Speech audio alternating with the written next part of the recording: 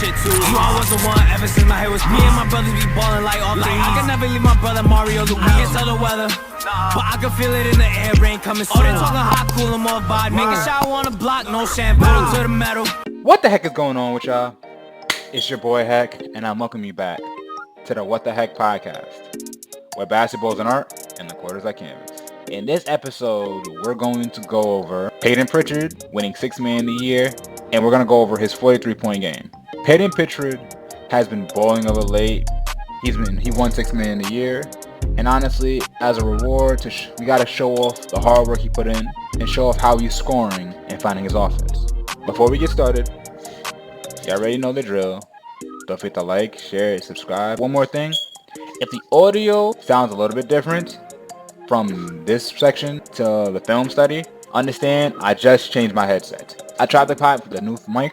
They was picking up too much echo. As I always sit there and say this, y'all already know the drill. Don't forget to like, share, subscribe, and with that, let's get to the action. Let's break down Payton Pritchard. So Payton Pritchard is a 6'2" deep range shot creator. His game reminds me of a Walmart version of Steph Curry or a luxury brand version of Jimmy Fredette. He can shoot the ball from deep. He can create his own shot off the dribble in a pinch. And he fit a role with the Celtics, who are deep. The first time he caught my attention was when he dropped 81 points in a Pro-Am game. So that showed me that he can score, and when he gets hot, it's a problem. One of the things that impressed me is his work ethic, because he worked his way from being a bench player to becoming a pivotal piece to the Celtics championship run last year. And now this year, he won 6th Man of the Year. So let's talk about his strengths. He's currently shooting 41% from 3 on 8 attempts, which means he can spray it.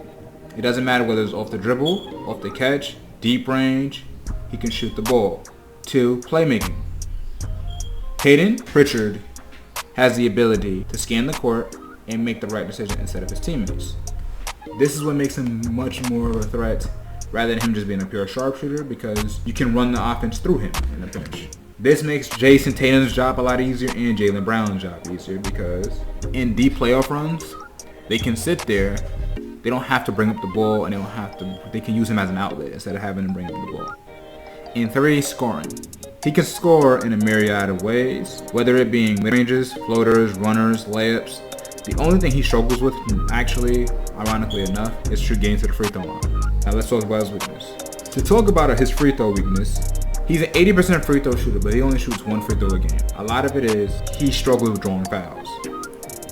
Now, with drawing fouls, it could be a couple things. 1, it could be he doesn't know how to draw fouls. 2, he doesn't do a good job of playing through contact. 3, it could be the fact of the matter is, because everybody doesn't know who he is, he doesn't get a favorable whistle. Whatever the issue is, I think next year, his free throw number is going to improve because people know who he is. And ironically enough, if he fixes the issue, I generally believe if he can get 8 free throws a game, he can go from 14 to 22 points a game. Second, length and size. He's 6'2" and about 190 pounds. If he gets switched on the 3s and 4s and 5s, it's going to be a problem. As I always will tell you this, length and size doesn't really matter offensively, because if you know how to get your shot off around taller players, you can always get your shot off around taller players. The problem is defensively, because what happens when you are required to switch on a center in a pick and roll. Translation, you're going to get stuck behind the screen. It's going to be an easy bucket every single time. And finally, athleticism. He's not an above the rim finisher. So what happens is, because he lacks athleticism, finishing around taller players is going to be a struggle for him. Or when he's going up against guys who are uber athletic, like Ja or Zion or Shaedon Sharpe or any other uber athletic point guards that we know of, what starts to happen is once he gets this, it's a little bit different going up for a layup on somebody that you know can't block your shot versus going up for a layup on somebody who has a chance, who you know can actually block your shot. I always have to say athleticism is a big part of NBA basketball, because I'm going to be real with you, everybody in the NBA is fast and can jump high. Overall, Payton Pritchard has been a massive asset since coming to the Celtics, and it's good to see that he's finally been rewarded for his contributions on this team. Before we get started, shout out to Thomas K. If I mispronounce your name, I apologize. The link to his video is going to be in the description box below. But with that, let's get it. Pick and roll between Al Horford and Payton Pritchard. what's supposed to happen is these two got their wires crossed. Al Horford, because he's a sharpshooting brig and he's known to pop, there's a miscommunication between these two. He sets the screen. Any avenue is supposed to be higher on the screen, but I guess they're worried about the Al Horford popping out. I don't know. They got the wires crossed. Payton Pritchard doesn't matter. Gets unbalanced. Wide open. Boom! Payton Pritchard brings the ball down. Tween in and out. Now he got him attacking. Now this is the Harden double step back. Well, all right, what he's gonna do? He's gonna attack downhill.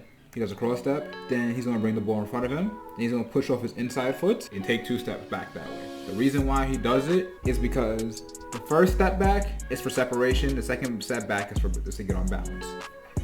So when he does it, he's gonna create a crap ton of separation for the shot. Good shot. Boom! All right, this is a grenade. The problem is the second made shot. Everybody can get lucky and hit 2 jump shots in a row.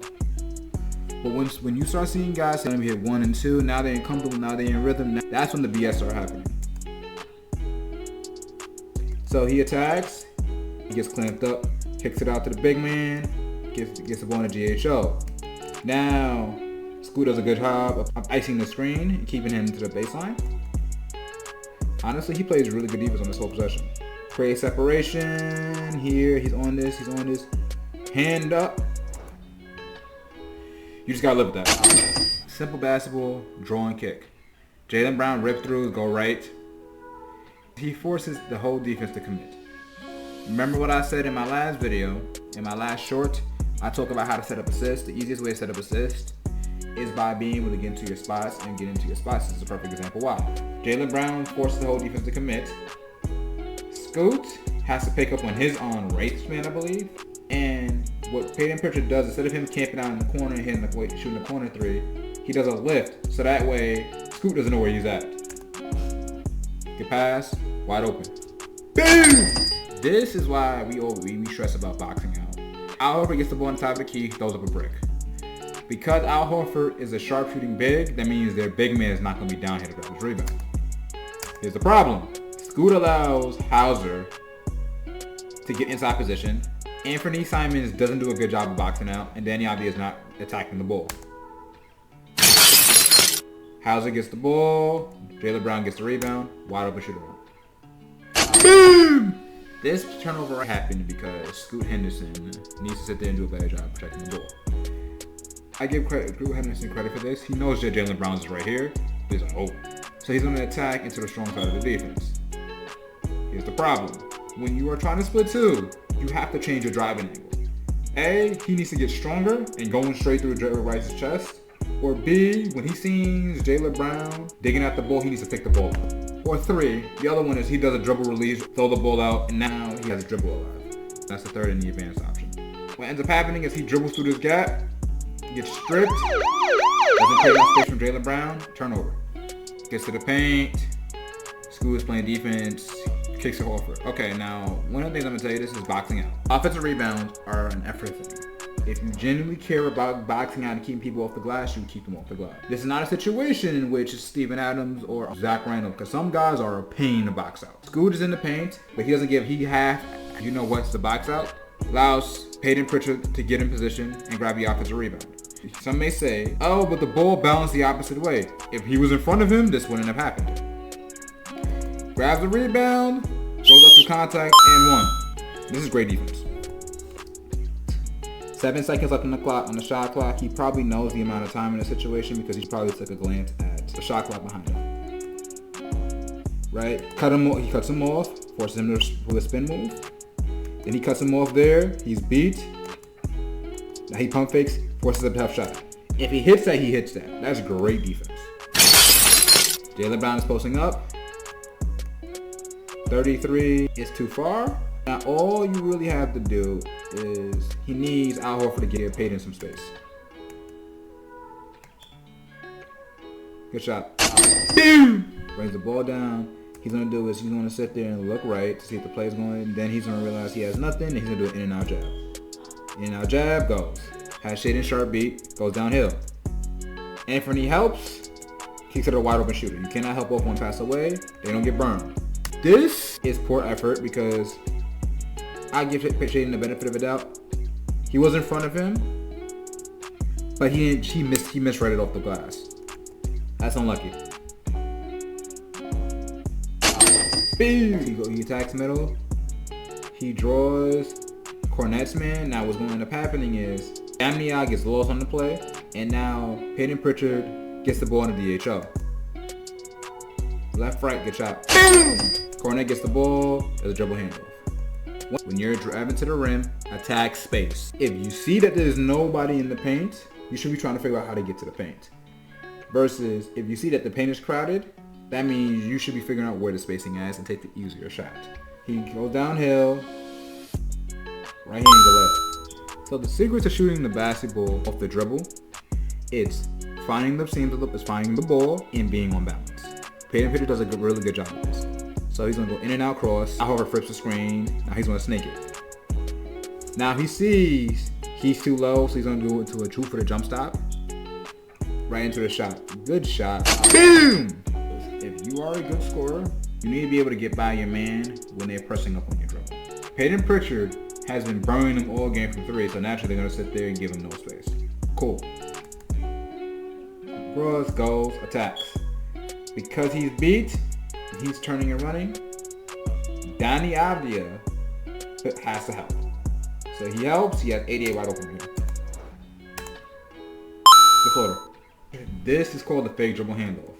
So what he's going to do is he's going to sit there and dribble to Jaylen Brown. It's a dribble handoff. What's going to happen is because Anthony Simons is not disciplined or they're not communicating properly, he's going to slide over. He's going to feel him. Pause. He's going to sit there and go straight to the cup. Good luck. So Payton Pritchard dropped 43 points.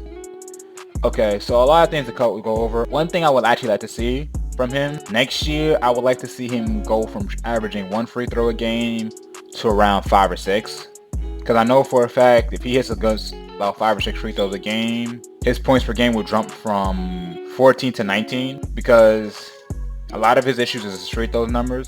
Now, I think a lot of it has to do with drawing fouls, has to do with knowing how to draw them, and being a name and having game. So for an example, when the refs don't know you, you're going to have to earn fouls. Versus when you're Jason Tatum, if you go for a layup and you miss a layup, guess what? You missed the layup, right? Guess what? You're more likely to get that call. So as I always just sit there and say, give him some time to understand how to draw fouls and learn all the tricks of the trade, and I think he should be good. But hey, man, let me know how y'all feel about Payton Pritchard in the comment section below. But with that, thank y'all for tuning into the What the Heck podcast. Don't forget to like, share, subscribe. I love y'all. I appreciate y'all. Y'all know the drill. We turn down.